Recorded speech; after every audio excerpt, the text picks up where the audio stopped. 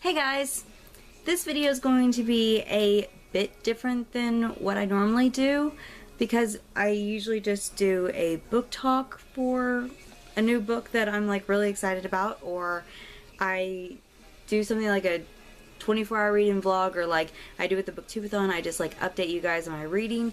But this time, well, at least I'm hoping this is going to be different. I'm going to try to record as much of my reading experience for Queen of Air and Darkness as I can.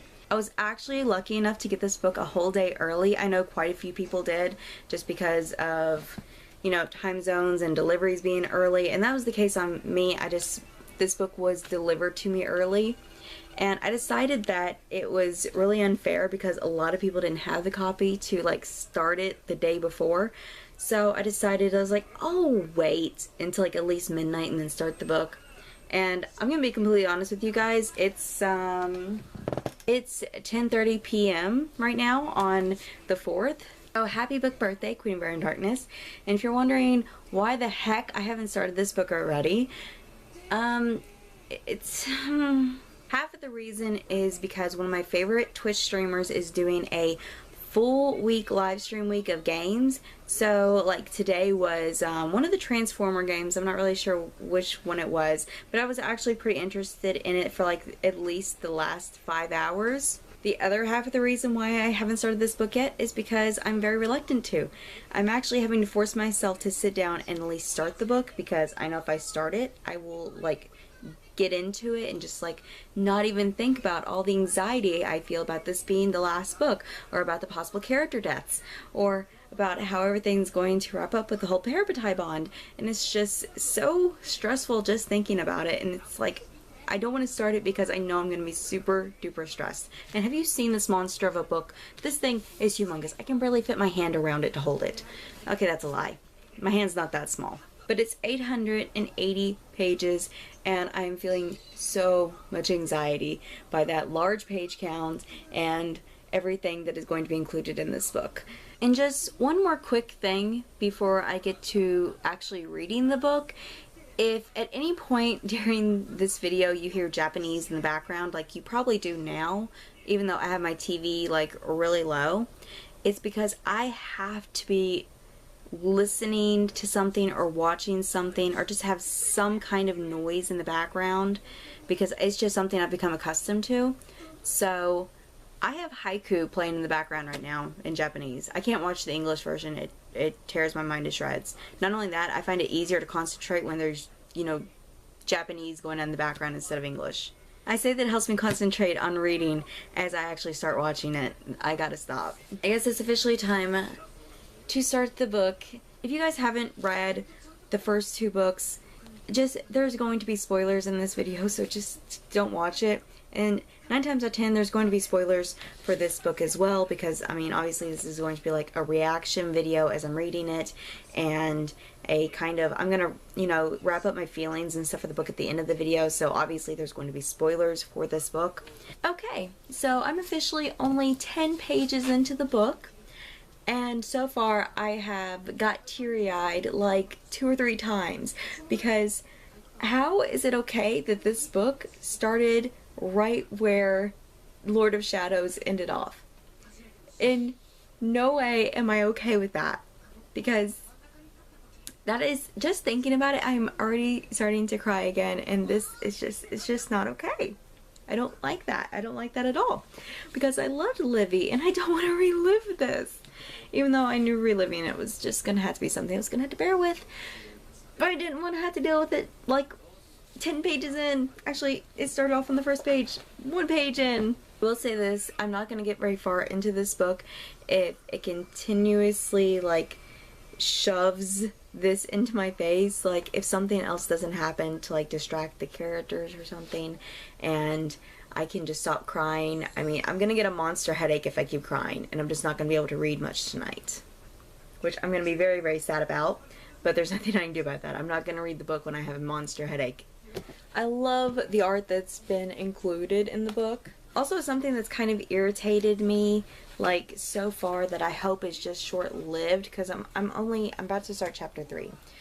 It changes point of view a little too much for my liking, so I'm really hoping that like dies down a bit later on in the book. I'm assuming it will, because this is like all the characters grieving for Livy and everything, so we kind of,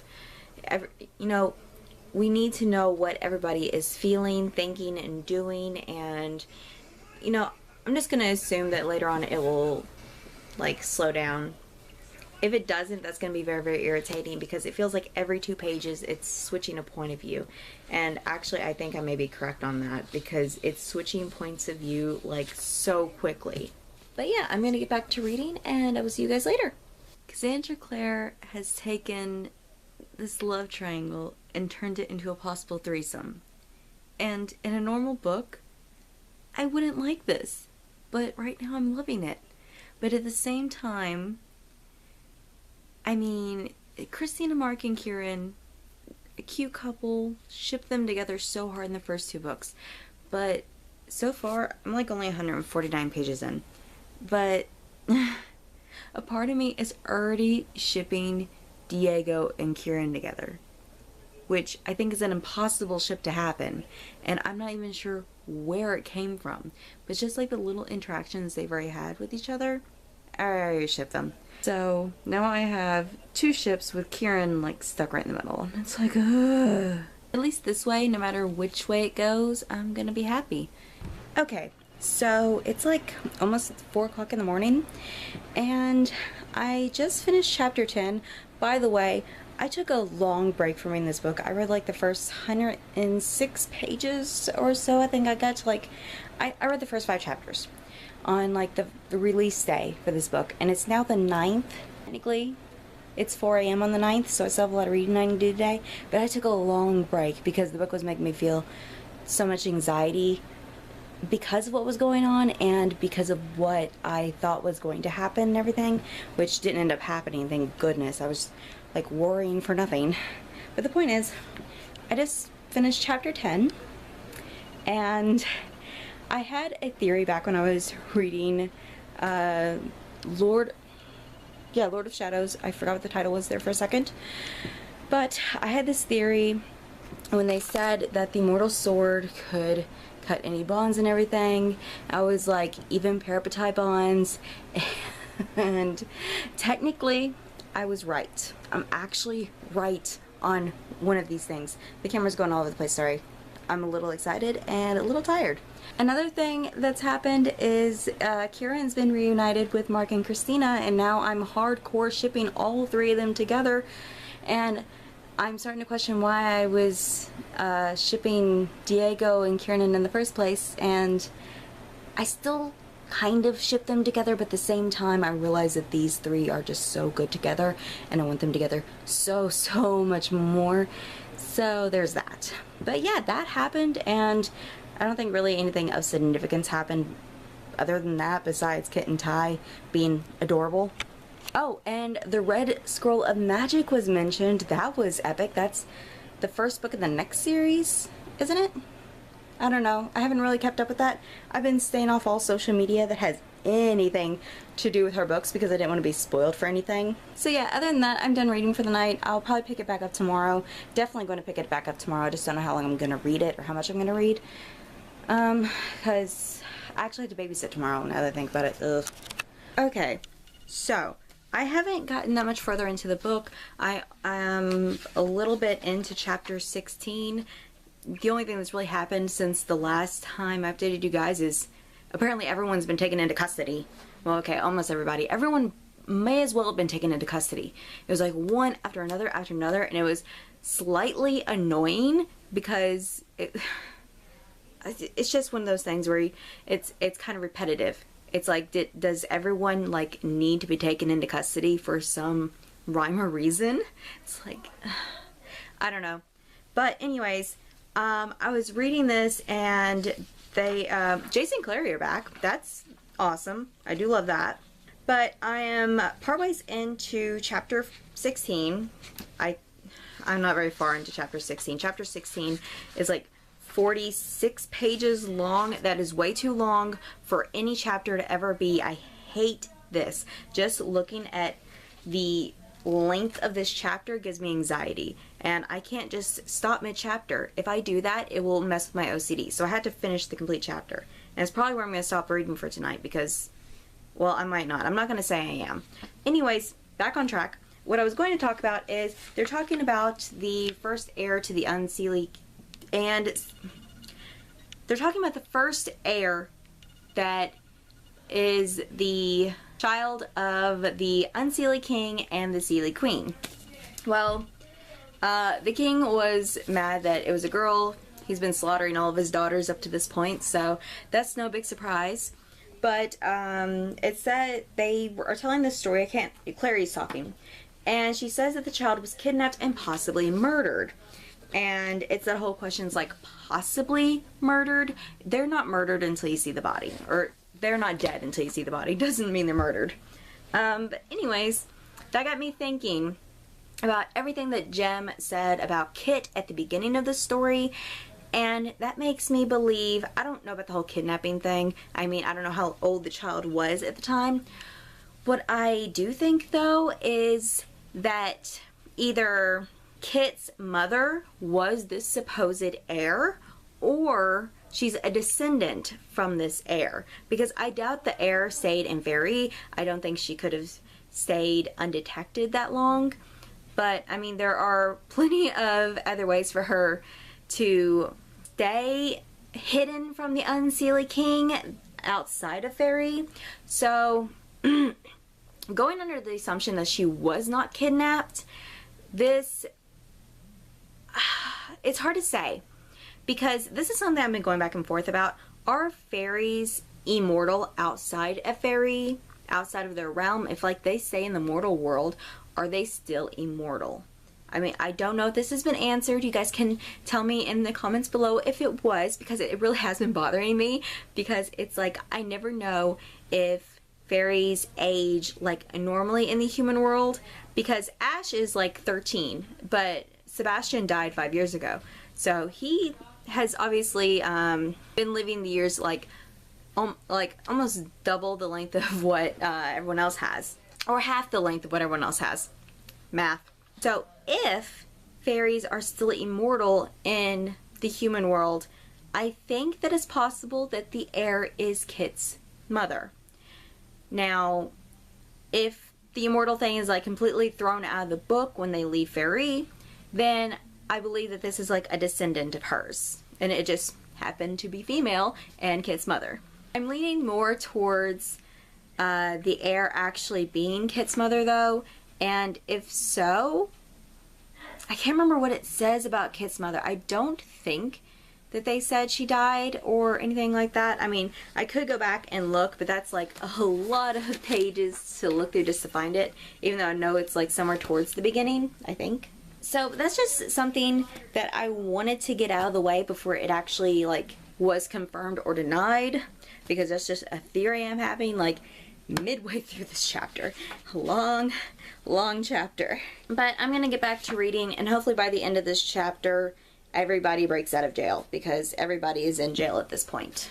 Okay, so I finally finished the book, and I have a few problems with it, but overall, it entertained me pretty much like the other books in the series. I mean, I do really love the characters.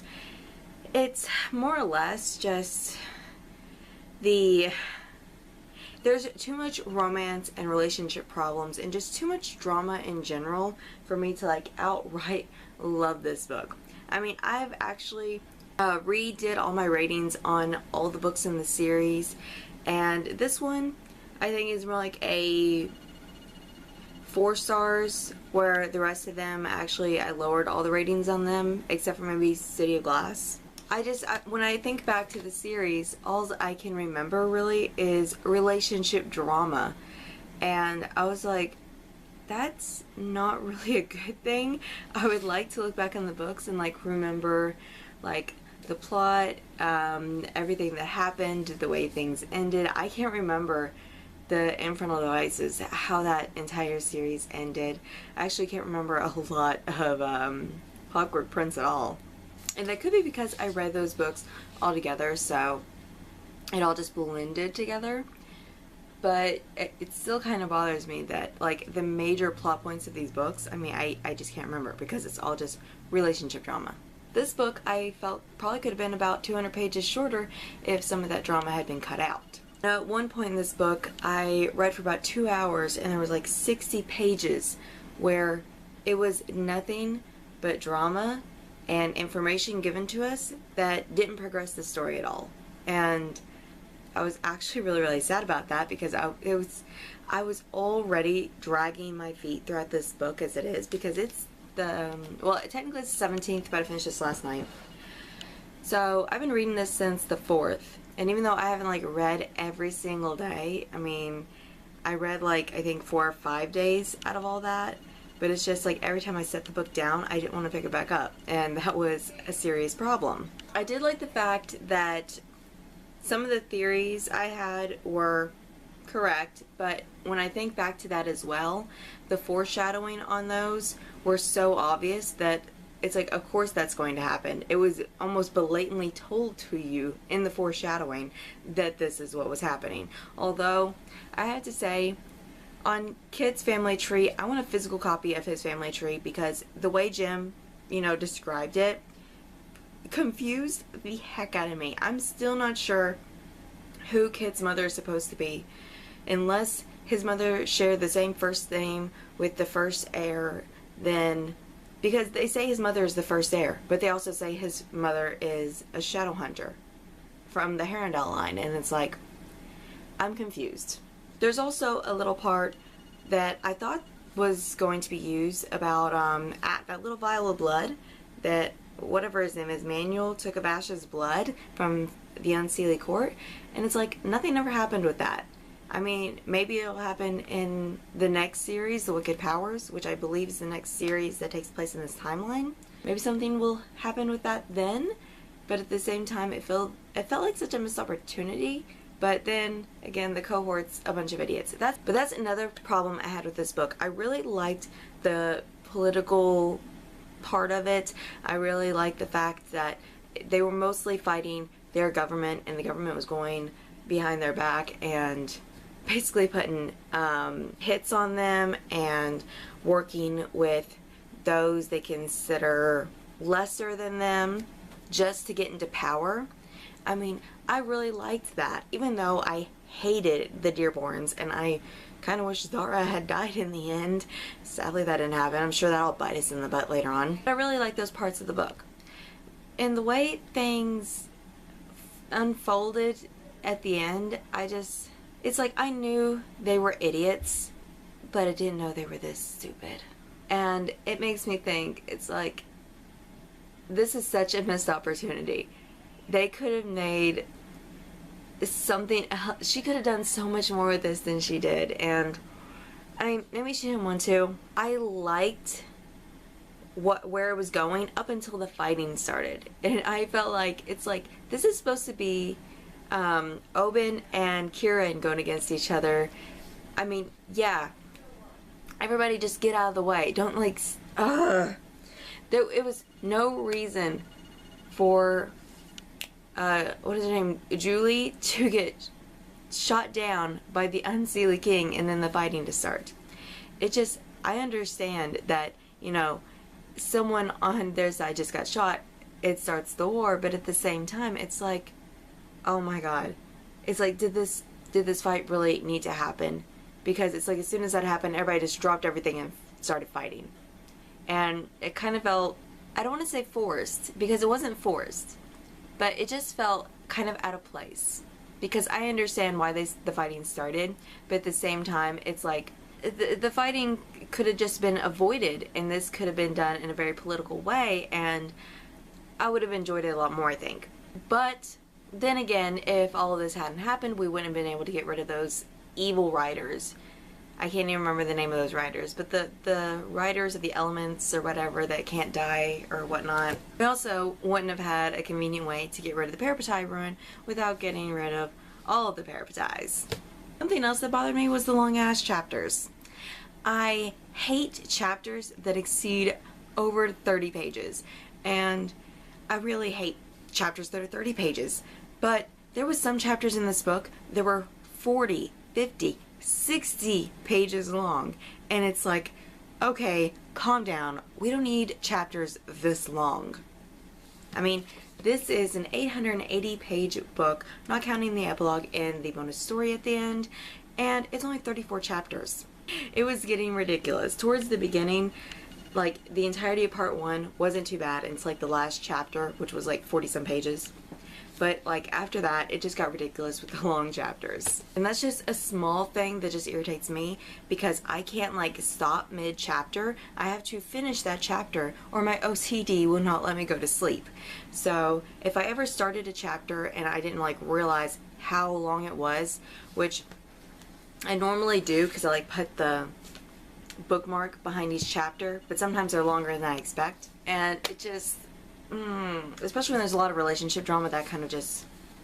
I tell you, I'm going to fully admit to you guys that when all of the relationship drama was happening, I read the dialogue and everything, but once it started getting to the kissing and the dry humping against each other, I pretty much just skipped it. Because I had gotten to the point where I was so tired of reading it and in its repetitiveness, and it's just like, no, I'm done with this. I am just so freaking done with this. Can we just get on with the story? Can we get on with the plot? Sadly, 9 times out of 10, it would switch to another point of view and we'd have more relationship drama. And I tell you, the only relationship drama I felt like reading about was Kit and Ty's, because they technically... Ty is like oblivious to everything, or at least we assume he's oblivious to everything because we never get like a little section in his point of view. Kit, on the other hand, blatantly tells him he loves him and is kind of ignored on the topic, which that really hurts him, and he's driven away. Which I don't blame Kit for not wanting to go back to the LA Institute, and even if he had, it looks like Ty's going to be going to the Scholomance anyways. I don't know. I know he's always wanted to go to the Scholomance, but after all the changes that has happened in his family, that... I don't know. I mean, Julian and Emma are leaving as well, and so is Mark and Christina. So I guess, I mean, really it's better that he goes away to the Scholomance and becomes a student there. It just made me kind of sad that all the Blackthorns are, like, dispersing. It's like Helen, Drew, and Tavi are the only ones that are going to be left at the LA Institute after everybody leaves. And yeah, Emma and Julia are not going to be gone for a year, which, when you think about it, it's a really long time.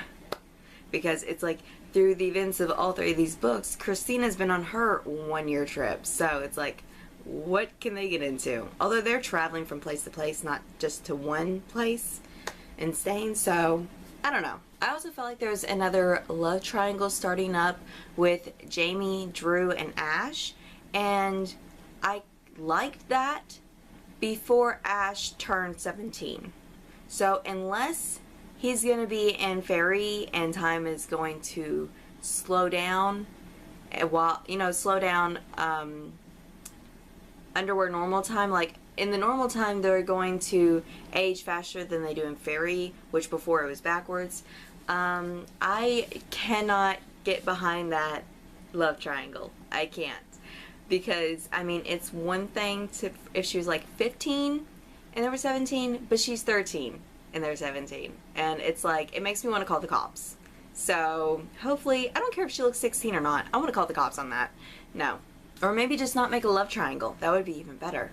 Because I feel like, while Jamie is like, would make a good pairing for her because he'd be beside her, I feel like he'd more, I feel like he'd be a better parapetai or something along those lines, even though he'd be Christina's parapetai. He's more like a best friend, where Ash, as long as she ages up to meet his age, I feel like that would be a good relationship. Now, one thing I really did like about the book was the twist at the end when Alec is made consul. I really did like how the cohort decided to take care of that little problem. But I really liked the way they handled that because none of them could fight for crap. And after the battle, they realized that. So what else can they do besides mass suicide? No one's going to want a bunch of Shadowhunter children to murder themselves. And I can't believe a few adults were behind this and actually let one of the children actually kill themselves. So completely stupid. But I really did enjoy that twist. I like the fact that this was something that drove all of the Shadowhunters out of Alcantee and pretty much made the city itself a prison. Don't get me wrong, I still think the cohort is full of nothing but idiots, but this was a pretty interesting turn of events, and I don't know who came up with it, but it was a smart plan to get them the city of Alcantee. Though I'm surprised anyone is still following Zara at this point. And then we have the epilogue with that other world. I can't say the other world's name. I can't. I've tried. But that other world, Jace and Ash finally make it back to our own world, and they're meeting with the Seelie Queen. And this is setting up for the next drama-filled book we're gonna have, because that Jace wants Clary Fairchild. Why does every book have to include the Seelie or unseelie courts? Why? Why do you have to include fairies as the bad guys every single time? It's like, yes, I get it. They're the bad guys. They're very vicious. They're very cruel. They're tricksters. They love to manipulate. And they love to get what they want. But at the same time, why?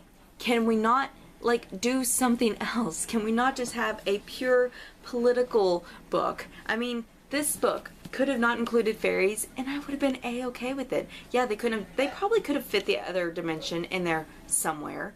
I mean, but at the same flippin' time, it's like, was it really necessary to make fairies the bad guys in almost every single book? Like I said, I can't remember the Infernal Devices, but the fairies are the bad guys in every book, and I am almost sick and tired of it. But yeah, that little twist at the end, we pretty much know what's gonna go down in the next books.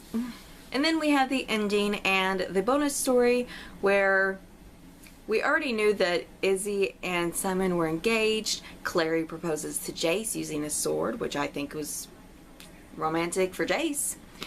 And then we have Alec and Magnus's wedding, which was fantastic. I really loved that part. It was heartbreaking that Kit, Tessa, and Jim show up at the end and they decide to just leave without talking or seeing anybody. I mean, I guess it was nice to see that they came to see everybody really quick as like a final goodbye before they left for good. But at the same time, that was like the second time I cried in the book. Anytime I cried is because of Kit, really. Except for the beginning. At the very beginning, I did cry because of Livy.